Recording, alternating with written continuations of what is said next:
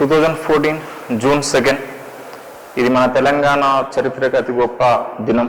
ఈ historical day 2014 June 2 ఈ తెలంగాణ రాష్ట్ర ఆవిర్భావించింది. ఈ తెలంగాణ రాష్ట్ర ఆవిర్భావంతో తెలంగాణ చరిత్ర, తెలంగాణ సంస్కృతి గురించి తెలుసుకోవాల్సిన అవసరం మనకి ఎంతైనా ఉంది. అయితే ఈ తెలంగాణ చరిత్ర సంస్కృతి తెలుసుకోవడానికి ముందు మన తెలంగాణ చారిత్రక ఘట్టాల గురించి, చరిత్ర పూర్వయుగం గురించి కొంచెం బ్రీఫ్గా మనం తెలుసుకోవాల్సి ఉంటుంది.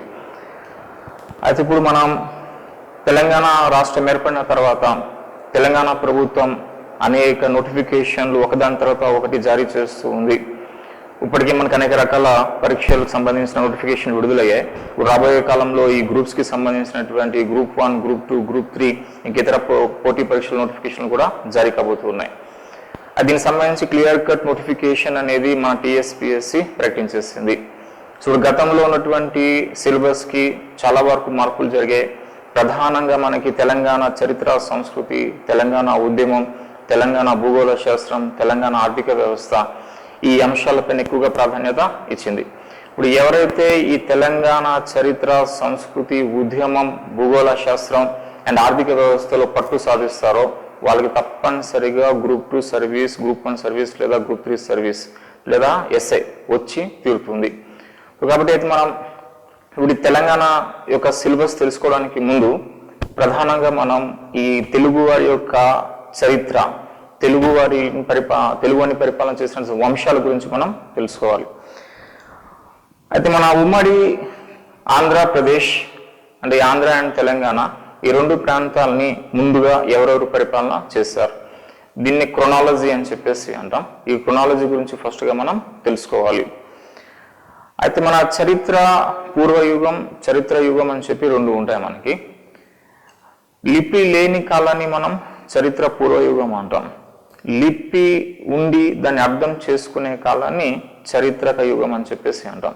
అయితే మన తెలంగాణకు సంబంధించి చారిత్రక యుగం అనేది క్రీస్తు పూర్వం 6వ శతాబ్దంలో ప్రారంభం అవుతుంది. 6వ శతాబ్దంలో మన భారతదేశంలో మొత్తం 16 మహాజనపదాలు అని చెప్పి ఆవిర్భవిస్తాయి. ఈ 16 మహాజనపదాల్లో ఒకే ఒక జనపద మన దక్షిణ భారతదేశంలో ఉంది. ఆ దక్షిణ భారతదేశంలో ఉన్నటువంటి మహాజనపద యొక్క పేరు అస్మక అని చెప్పేసి అంటారు.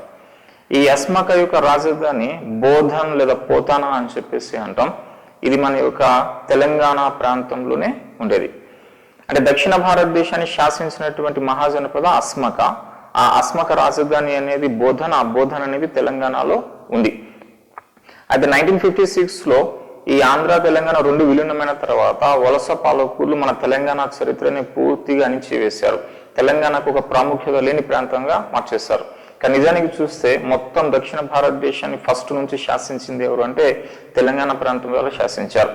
కానీ తర్వాత చరిత్ర వక్రీకరణకి గురైంది. ఆ వక్రీకరణకు గురైనటువంటి చరిత్రను ఇప్పుడు మనం నిజంగా తెలుసుకోవాల్సి ఉంది. యాక్చువల్ ఏం జరిగింది, ఏంటి మన తెలంగాణ చరిత్ర యొక్క ప్రాముఖ్యత, మన తెలంగాణ భౌగోళికపరమైనటువంటి ప్రాముఖ్యత. అయితే మన ప్రాచీన మధ్యయుగాల్లో సహజ సిద్ధమైనటువంటి ప్రాంతాలని రాజధానులుగా మార్చుకోవడం అనేది కనిపిస్తుంది. అయితే తెలంగాణ ప్రాంతం అనేది సహజ సిద్ధంగా ఒక కంచు కోట లాంటిది. ఉదాహరణకి మనం ఈ తెలంగాణ భౌగోళికంగా ఎంత కంచు కోట లాంటిది అనేదో ఈ మ్యాప్ ద్వారా మనం చూడవచ్చు. ఓకే, ఉమ్మడి ఆంధ్రప్రదేశ్ రఫ్గా మనం చూస్తే ఈ ఉమ్మడి ఆంధ్రప్రదేశ్లో ప్రస్తుతం ఇదంతా కూడా తెలంగాణ ప్రాంతం. అది ఇది ఒక కంచుకోట లాంటిది అని చెప్పేసి అంటారు. మన ప్రాచీన యుగంలో, మధ్యయుగంలో ఎవరైనా సరే రాజధాని నిర్మాణం చేయాలి అంటే ప్రకృతిగా సహజ సిద్ధంగా కంచుకోట లాగా ఉండాలి. ఆ కంచుకోట లాంటి ప్రాంతం మన తెలంగాణ. దాన్ని మనం చూస్తే ఈ యొక్క తూర్పు ప్రాంతంలో మనకి కండికల్ కొండలు అని చెప్పేసి ఉన్నాయి, కండికల్ గుట్టలు అని చెప్పేసి అంటాం. అదే మన యొక్క పశ్చిమానికి వస్తే ఇదంతా బాలాఘాట్ రేంజ్ అని చెప్పేసి అంటారు. బాలాఘాట్ శ్రేణి అని చెప్పి అన్నాం. అదే మన ఉత్తరంకి వస్తే ఇది గోదావరి నది అని చెప్పేసి అంటారు. గోదావరి నది. అది గోదావరికి నది పైన ఉన్న ఈ మొత్తం ప్రాంతం ఇదంతా కూడా దండకారణ్య ప్రాంతం అని చెప్పి అంటారు. దండకారణ్య ప్రాంతం. అది ఇటు దక్షిణంకి వస్తే కృష్ణా నది అని చెప్పేసి ఉంటుంది.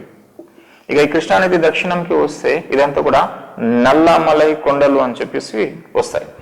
అంటే మనకి తెలంగాణ పరంగా చూస్తే తూర్పులో కందిగల్ గుట్టలు అని చెప్పేసి ఉన్నాయి, ఈ పశ్చిమంలో బాలాఘాట్ రేంజ్ అని చెప్పేసి ఉంది, ఉత్తరంకి వస్తే గోదావరి, ఆ గోదావరి పైన దండకారణ్యం అనేసి ఉంది, దక్షిణంకి వస్తే కృష్ణా నది, ఆ కృష్ణా నది కింద నల్లమలై గుట్టలు అని చెప్పేసి ఉన్నాయి.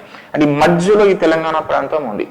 సాధారణంగా రాజులు తమ రాజధాని నిర్మాణం చేసేటప్పుడు ఈ సహజ సిద్ధంగా మధ్యలో ఒక కోట రక్షణ ఎలా కల్పించబడి ఉంటుందో ఆ విధంగా ఉండే ప్రాంతాలకి ప్రాధాన్యత ఇచ్చేవారు.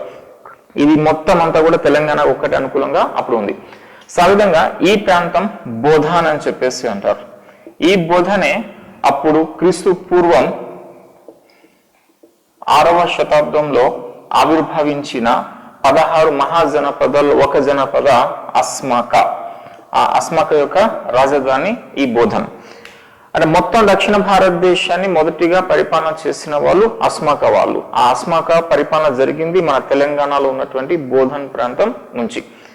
అయితే ఆ తర్వాత కూడా మనం చూస్తే శాతవాహనులు వచ్చారు.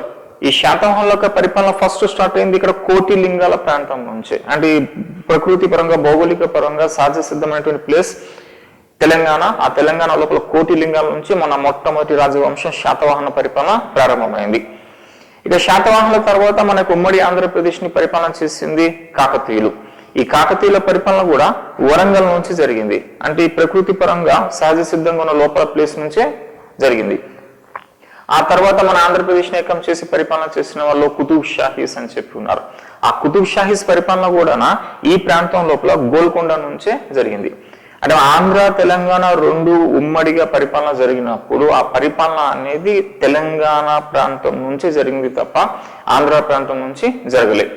సో ఈ ప్రకృతి పరంగా అది తెలంగాణకు లభించినటువంటి ఒక వరం అని చెప్పి చెప్పవచ్చు. అయితే ఇప్పుడు మనం ఈ రెండు ప్రాంతాలని శాతవాహనులు ఫస్ట్ పరిపాలన చేశారని చెప్పేసి అంటాం, చివరిగా అసఫ్ జాహీలు పరిపాలన చేశారని చెప్పేసి అంటారు. అయితే ఇప్పుడు ఈ శాతవాహనుల దగ్గర నుంచి అసఫ్ జాహీస్ కాలం వారు, ఇక అసఫ్ జాహీస్ తర్వాత ఇప్పుడు 2014 మన యొక్క తెలంగాణ రాష్ట్ర ఆవిర్భావం, అప్పటి వరకు చరిత్రని మనం బ్రీఫ్ గా క్రోనలాజికల్ ఆర్డర్ లో తెలుసుకోవాల్సి ఉంటుంది. ఫస్ట్ గా మనం తెలంగాణ చరిత్ర అర్థం చేసుకోవాలి అంటే ఈ ఉమ్మడి తెలుగు ప్రాంతాన్ని ఎవరెవరు పరిపాలన చేశారన్నది ఫస్ట్ మనకి క్లారిటీ రావాలి. ఆ క్లారిటీ వస్తేనే ఈ తెలంగాణ చరిత్ర అన్నది కానివ్వండి, అటువైపు ఆంధ్ర చరిత్ర అన్నది కానివ్వండి మనకి అర్థమవుతుంది. ఓకే, ఇప్పుడు మనం ఈ ఇరు ప్రాంతాలని పరిపాలన చేసినటువంటి రాజ వంశాలు అండ్ ఎక్స్క్లూజివ్ గా తెలంగాణని పరిపాలన చేసిన రాజవంశాలు అండ్ ఎక్స్క్లూజివ్ గా ఆంధ్రాని పరిపాలన చేసిన రాజవంశాలు, దీన్ని ఒక మనం ట్రీ రూపంలో చూడబోతూ ఉన్నాం.